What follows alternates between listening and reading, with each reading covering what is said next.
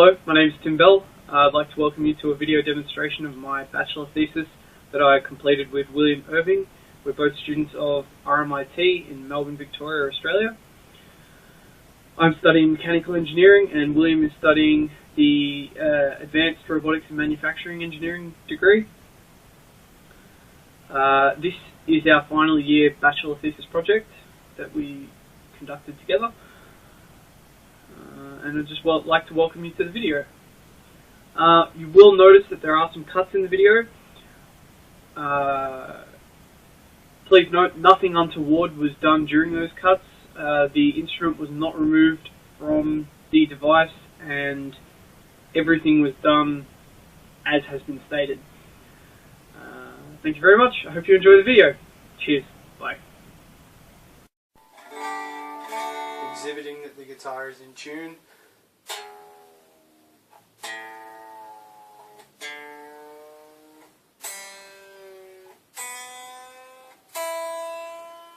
So just detune the guitar. That sounds pretty horrible. Okay. So this is the setup. We start at the guitar, which is plugged in via a guitar jack, which runs to the preamp connected here. The preamp then outputs from here to the laptop, goes in here through the line in port.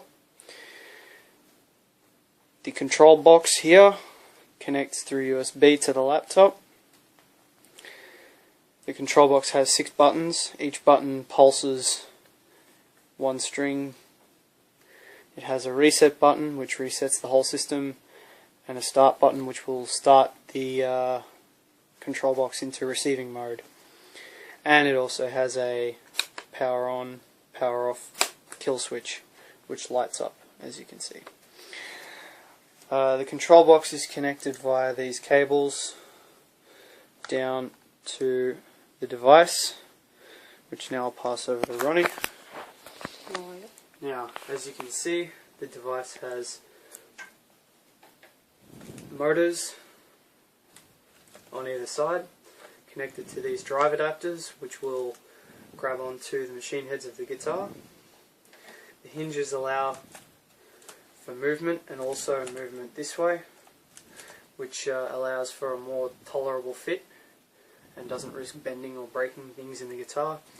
To make removal of the device from the guitar and putting the device on more simpler, that's good English, simpler, we've installed these pins, or removable pins, which allow this wall to come off. And this foam supports the headstock of the guitar from banging and crashing down onto these hard parts. And that's all for into the device. To begin with, I have already pre-pulsed the switches on the box to turn the motors slightly so that they will hopefully already fit pretty well, which they don't. So this motor, I'm just going to touch it, so hopefully that will fit there like I bought one. Now next we're going to put this one on. So it's much the same. As you can see, this was part of the reason why we made the system with these removable pins, because going on this way when a head is not vertical is basically impossible. So this way they can come on a bit nicer. Now hopefully they will all just fit, because as I said, I did pre-pulse them before, but you did get to see a little example of how the motors worked just now, and actually I will give you another quick example once this is all put together. Okay, so now that the device is sort of snug and held and ready to go, we can see that if I'm very careful, oops, if I pluck the digit B string, so that's basically a just very small demonstration of how the entire system really works. And also this just sort of shores up the whole connection of it as well. So okay, so now to start the tuning system, we first press this button and hold, and now the blinking light has changed. Thank you, William, for putting in that nifty little system, which shows if it's a single blink it's ready to receive tuning input. If it's a double blink, then it's in the initialization stage where these buttons will turn the motors. However, at this point the buttons do not turn the motors. So to start the tuning, all I need to do, I'll just check these connections. They're all in pretty tightly, pretty well. All I need to do is press start on my MATLAB program. All of the software has been written in MATLAB except for the software for the Arduino control board, which was written in C by William Irving. And all the tuning logic was written by myself in MATLAB, except William Irving did do the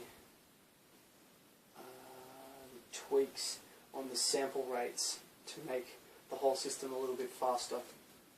So let's start it. Right. So we play, and now we start. Let's do some strums. As you can see, the motors are turning.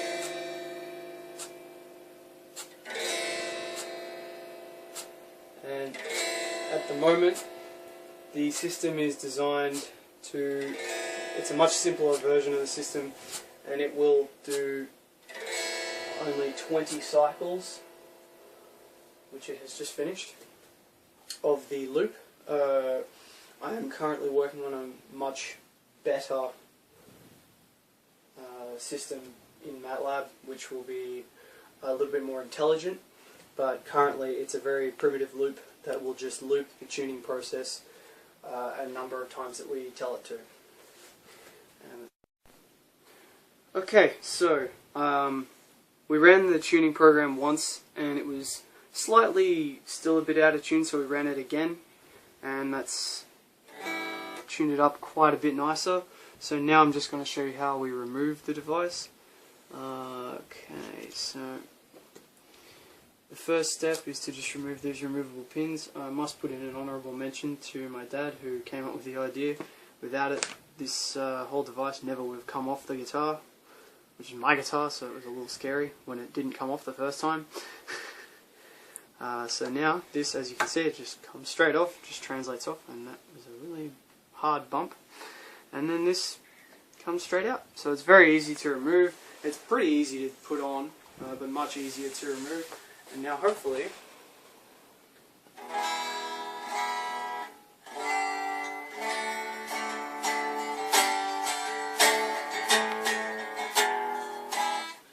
so as you can tell, it's still slightly out of tune, by it's not at the ideal, but it went from very out of tune, which I'll put a little clip in before for a direct comparison, with a C chord and or an E or a G, whatever I used before, and yeah, now it's in, I would say, a playable state for someone who's happy enough with that.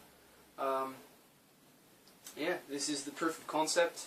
The system works. With further tweaking of the software and the hardware, we hope to introduce PWM control to the servo motors, which would give a much better control over how much the motors turn per machine head.